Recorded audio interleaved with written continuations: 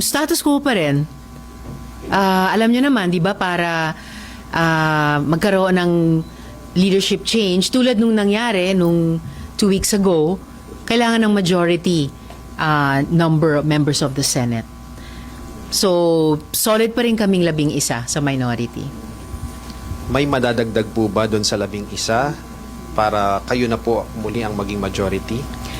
Sa ngayon, wala pa pong naidadagdag, kaya kami sa minority ay nakatutok talaga dun sa, panunumbalik ng pagtingin ng ating mga kababayan sa atin, sa Senado, at pagpapatuloy ng mga trabaho namin sa pagsulong ng mga panukalang batas, pagsagawa ng mga investigasyon sa mga resolusyon.